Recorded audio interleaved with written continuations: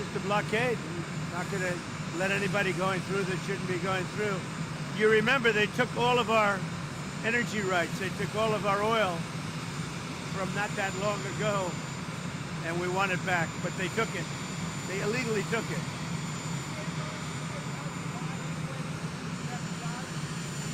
Oh, Dan did a great job. I think he wants to go back to his show. Yeah, I do.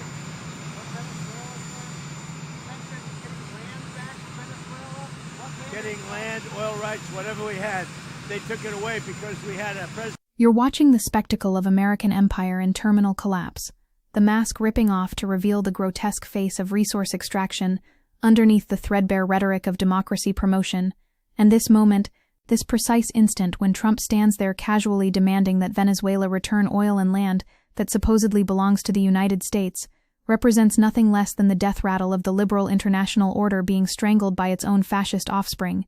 Trump has ordered a total and complete blockade of Venezuelan oil tankers while declaring that Venezuela has been designated a foreign terrorist organization for the theft of our assets, and the sheer audacity of this imperial proclamation should make every person with a functioning moral compass understand that we are living through a moment when the American right has abandoned even the pretense of international law in favor of naked plunder dressed up in the language of grievance and restoration. This isn't policy, this is piracy with a presidential seal. And what makes it particularly revealing, what makes this moment so pregnant with historical significance, is how it crystallizes the MAGA movement's entire worldview into a single poisonous distillation of entitlement, white supremacy, and the conviction that American power grants inherent ownership over the resources of brown and black nations. But here's where this gets even more sinister, even more revealing of the institutional rot that Dan Bongino's departure from the FBI symbolizes so perfectly. FBI Deputy Director Dan Bongino announced Wednesday that he will resign next month, ending a brief and tumultuous tenure in which he clashed with the Justice Department over the handling of the Jeffrey Epstein files and was forced to reconcile the realities of his law enforcement job with provocative claims he made in his prior role as a popular podcast host. And this revolving door phenomenon, this carousel of conservative media personalities cycling through positions of state power only to return enriched and emboldened to their platforms, represents the complete capture of law enforcement institutions by a movement that views the administrative state not as a neutral arbiter, but as a weapon to be wielded against enemies both foreign and domestic.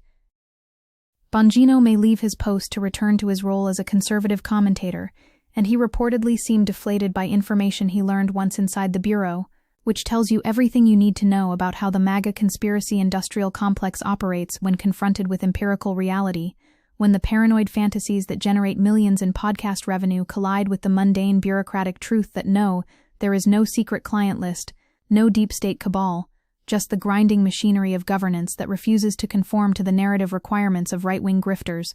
Let me be absolutely clear about what's happening here, because the connections between these two stories, between Trump's Venezuela aggression and Bongino's FBI exit, reveal the architecture of authoritarian consolidation in ways that should terrify anyone committed to democratic accountability.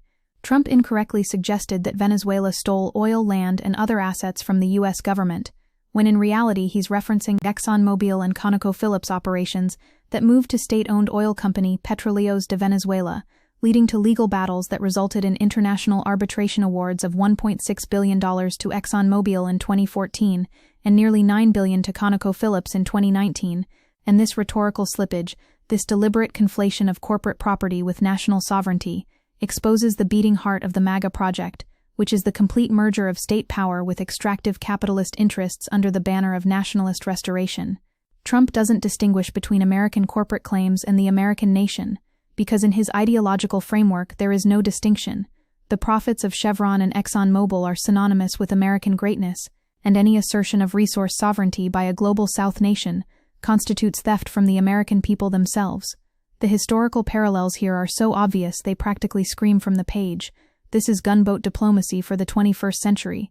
This is the Monroe Doctrine on methamphetamines, and the intellectual architecture undergirding this aggression draws directly from those traditions of hemispheric domination that treated Latin America as the natural backyard of American empire.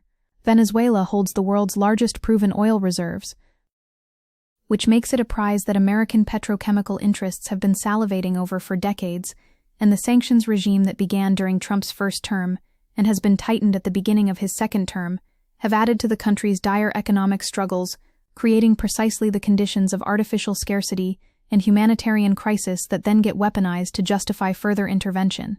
This is the classic shock doctrine playbook: sanction a nation into submission, create suffering among the civilian population, then point to that suffering as evidence of governmental failure, requiring external correction. And the genius of this strategy from a propaganda perspective is that it allows imperial powers to present aggression as humanitarian concern while obscuring the fact that they themselves manufactured the crisis.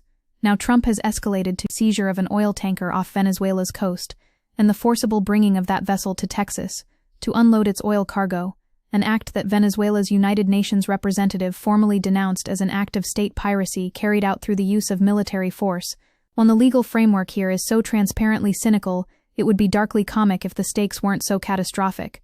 Trump's foreign terrorist organization designation for Venezuela wasn't clear what it referred to, given that designation has been historically reserved for non-state actors that do not have sovereign immunities, which means the administration is literally inventing new categories of international pariah status in order to provide legal cover for what amounts to armed robbery on the high seas. This is lawfare in reverse, the deployment of quasi-legal language not to constrain power, but to legitimize its unlimited exercise, and it represents the complete inversion of the rules-based international order that American elites spent decades constructing precisely because it served their interests. The domestic implications are equally chilling, because what we're witnessing is the construction of a feedback loop between media ecosystem, law enforcement institutions, and foreign policy that concentrates power while eliminating accountability at every node.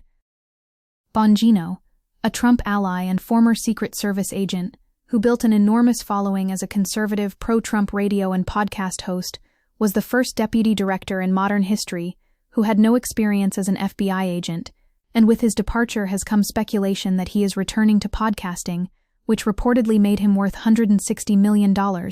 Think about the incentive structure being created here.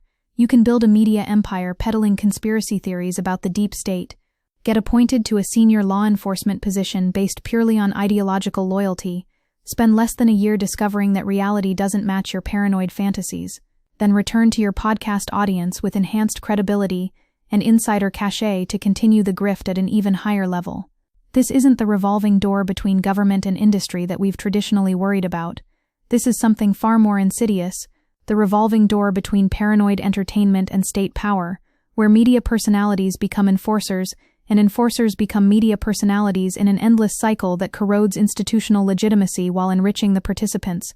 The deep state narrative that animates so much of MAGA ideology frames national security almost entirely through immigration, culture wars, and nationalism, and seeks to eliminate the deep state, transform liberal America into nationalist America, and subjugate opponents into submission, while abroad eliminating alliances and transforming Western liberal democratic allies into nationalist vassals. This worldview doesn't recognize neutral expertise or bureaucratic independence as legitimate categories.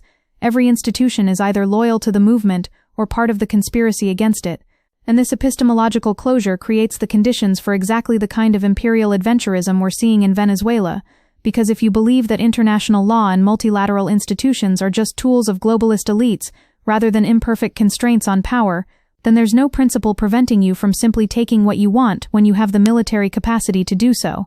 The MAGA International Project describes Europe as omnipresent, and the central theater of a crisis that is at once political, demographic, and civilizational, while systematically pitting European elites against their own peoples, revealing how this movement sees allies not as partners, but as populations to be liberated from their own governments.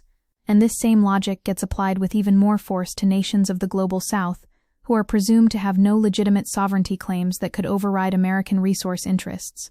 The Bongino situation is particularly revealing because he had no prior FBI experience when Trump tapped him for the high-profile law enforcement post, and his discussion of conspiracy theories on right-wing media resurfaced after he joined the government, including suggestions that the planting of pipe bombs in Washington on January 6th was an inside job. Once inside the bureau, Bongino told Fox News that he was paid in the past for his opinions, and one day I will be back in that space, adding, "That's not what I'm paid for now. I'm paid to be your deputy director, and we base investigations on facts," which represents a stunningly candid admission that his media persona was pure performance untethered to evidentiary standards. And the fact that he can make this admission without apparent shame tells you everything about how the conservative media ecosystem has abandoned even the pretense that it's engaged in journalism rather than narrative construction. He promoted theories, got rich, tried on institutional power, found it constraining, and now he's going back to the theories because that's where the money and influence actually lie, and this cycle will repeat with the next podcaster turned appointee, because the movement has discovered that you don't actually need to control institutions through traditional means when you can simply delegitimize them in the eyes of your base, while cycling loyalists through positions of temporary authority. What makes Trump's Venezuela policy particularly grotesque is how it represents the logical endpoint of a foreign policy tradition that never really ended but simply went dormant during periods when American elites found it more profitable to exercise power through international financial institutions and trade agreements. The oil blockade could devastate Venezuela's struggling economy, where more than 80%, perhaps north of 90% of the foreign exchange revenues for the government comes from oil, potentially resulting in hyperinflation, further currency weakening, economic recession, and fuel shortages, though the effort is questionably legal, as a blockade is historically an act of war. This is economic warfare being waged with the explicit goal of regime change, and the fact that White House Chief of Staff Susie Wiles indicated the effort was about putting pressure on Maduro to step aside, saying Trump wants to keep on blowing boats up until Maduro cries uncle, represents a confession of illegal aggression that would trigger universal condemnation if any nation outside the imperial core attempted it. Imagine if China blockaded Taiwan and announced they'd keep sinking ships until the government surrendered. Imagine the howls of outrage about international law and sovereignty. But when the United States does it to a nation that has committed the unforgivable sin of asserting control over its own natural resources, the mainstream discourse treats it as a legitimate policy debate rather than a war crime in progress. The references to taking back land are particularly revealing because Trump said in a December 16 Truth Social post that Venezuela had stolen oil, land, and other assets from the U.S., and there is simply no historical basis for this claim. Venezuela never controlled American territory. What he's describing is the nationalization of foreign corporate assets, which is a sovereign right recognized under international law, even if it triggers compensation disputes. But in the MAGA imagination, American corporate presence in a foreign country creates something like a property right that persists in perpetuity.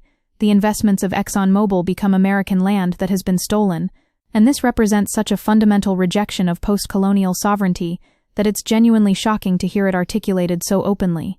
This isn't even the language of respectable imperialism with its talk of civilization and development. This is the naked logic of might makes right. We had things there, you took them, we're taking them back. And if you resist, we'll designate you a terrorist organization and send in the fleet. The timing here is absolutely critical because Trump ordered the total blockade a week after the U.S. military seized an oil tanker off Venezuela's coast, suggesting a deliberate escalation strategy designed to test international response and normalize increasingly aggressive actions. Each step gets treated as a discrete event, rather than part of a coordinated campaign. Each seizure and sanction gets justified by the previous one, and before you know it, we've moved from economic pressure to armed interdiction to what looks increasingly like preparation for military intervention. And at each stage, the administration can point to the previous stage as evidence that lesser measures aren't working, thus necessitating escalation. This is the same pattern we saw in Iraq, in Libya, in every regime change operation of the past 3 decades. But what's different now is the complete abandonment of humanitarian justification in favor of straightforward resource claims. Trump isn't even bothering to say this is about democracy or human rights. He's saying Venezuela stole our oil and we want it back. And there's something almost refreshing about the honesty, even as it's absolutely horrifying in its implications. Meanwhile, Dan Bongino's trajectory illuminates the complete dysfunction of accountability mechanisms within conservative institutions and how that dysfunction enables the kind of aggressive foreign policy we're witnessing. Bongino faced tremendous backlash from pro-Trump MAGA supporters when he backtracked from earlier claims about the Epstein case, having promoted conspiracy theories suggesting things were being hidden and questioning official reports that Epstein committed suicide. But once inside the FBI with access to actual files, he confirmed the suicide ruling, and the fact that his base viewed this as betrayal rather than honest updating based on new information reveals the epistemological crisis at the heart of the movement. Reality isn't a constraint on the narrative, it's an obstacle to be overcome, and anyone who allows factual discovery to modify their public position gets cast as a traitor or compromised insider. This creates a ratchet effect where the only acceptable direction of travel is toward more extreme claims and more conspiratorial explanations, because any movement toward empirical truth gets interpreted as collaboration with the enemy, and this dynamic has profound implications for how MAGA-aligned officials will behave in positions of authority over foreign policy, where the stakes of conspiracy thinking aren't just reputational, but potentially involve thousands of lives. The deep state narrative serves a very specific function in this context. It provides an all-purpose explanation for why Trump's stated goals keep encountering resistance, why his appointees keep discovering that their media narratives don't match institutional realities, and why the promised revelations never quite materialize. Many MAGA supporters subscribe to the idea of a deep state, the conspiracy theory that the U.S. government is run by a secretive cabal of officials unaccountable to the president or Congress, and this framework means that any failure can be externalized, any disappointment can be blamed on sabotage, and any official who admits error or uncertainty must have been corrupted or intimidated. When applied to foreign policy, this becomes genuinely dangerous because it means there's no feedback mechanism, no way for reality to constrain ambition. If the military says an operation will be costly and difficult, that's just the generals being soft. If intelligence agencies say the premises are wrong, that's just the deep state protecting its assets, and you end up with a decision-making process completely unmoored from consequences until those consequences become catastrophic. What we're watching with Venezuela is the beta test for a new American imperialism that dispenses with the institutional constraints and multilateral frameworks that the foreign policy establishment spent decades constructing, not because those frameworks were just or equitable, but because they served American hegemony more efficiently than naked force. Trump appeared to confirm that Maduro has offered a stake in Venezuela's oil wealth to stave off mounting pressure, saying he's offered everything, which suggests the strategy is working exactly as intended. Apply enough pressure that the target government offers concessions, sees those concessions as vindication of the approach, then demand more until you've achieved effective control without formal occupation. This is the shock doctrine applied at the national level, but what Trump and his advisors don't seem to grasp is that this approach only works when you have a compliant international community willing to look the other way. Russia's foreign ministry said tensions around Venezuela could have unpredictable consequences for the entire West, suggesting that the geopolitical context has shifted in ways that make these aggressive unilateral actions far more dangerous than they would have been during the unipolar moment of American dominance. The Bongino story and the Venezuela story are the same story. They're both about the collapse of institutional constraints on executive power and the rise of a movement politics that privileges loyalty over competence, narrative over fact, and domination over cooperation. Trump said Dan did a great job. I think he wants to go back to his show. And Bongino was always an unconventional pick for the number 2 job at the FBI, a position that historically has entailed oversight of the Bureau's day-to-day operations and typically has been held by a career agent, which understates the situation so dramatically it borders on parody. This was never about Bongino bringing valuable skills or perspective to the FBI. It was about installing a loyalist who would validate the conspiracy theories and who could serve as a bridge between the administration and the conservative media ecosystem that increasingly functions as the real locus of Republican power. The fact that this experiment failed, that even Bongino couldn't maintain the performance when confronted with actual evidence, doesn't mean the next iteration won't be worse, doesn't mean they won't find someone more committed to the bit, more willing to bend the institution to the narrative, rather than allowing the narrative to be modified by institutional realities. When you step back and look at the broader pattern, what becomes clear is that we're living through the transformation of the Republican Party into an explicitly authoritarian movement that rejects the basic premises of liberal democratic governance both domestically and internationally. The deep state discourse marks a clear break with constitutional democracy and international rules-based order, rewriting Cold War history and stitching together a composite enemy of immigration, globalist elites in Europe, while hijacking the language of freedom and democracy for an ethno-populist vision. This isn't conservatism in any meaningful sense. It's not about limited government or individual liberty, or any of the traditional justifications. It's about consolidating power in the executive, purging institutions of independent voices, and using state capacity to reward friends and punish enemies, both foreign and domestic. The Venezuela aggression isn't an aberration or a Trump idiosyncrasy. It's the foreign policy that naturally follows from these premises. If international law is just globalist tyranny and sovereignty only applies to powerful nations and resource control is the measure of national greatness, then of course you're going to look at Venezuela's oil reserves and decide they belong to you. The question that should haunt every progressive watching this unfold is what happens when these tactics get applied not just to Venezuela, But to every nation that stands in the way of resource extraction or geopolitical ambition, what happens when the only constraint on American military action is military capacity rather than law or alliance or norm? And the answer should terrify us because we've seen this movie before.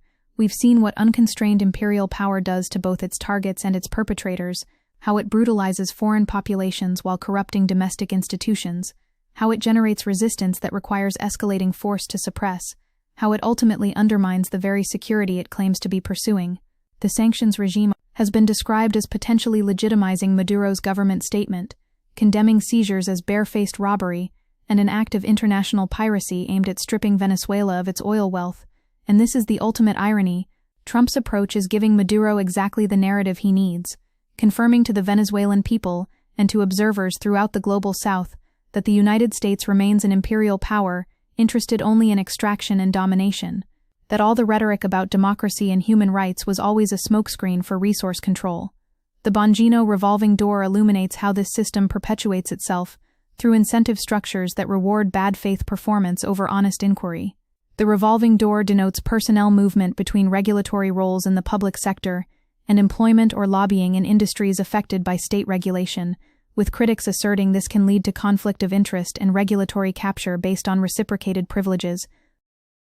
But the dynamic we're seeing with conservative media figures is even more corrupting because they're not even pretending to have expertise or policy commitments.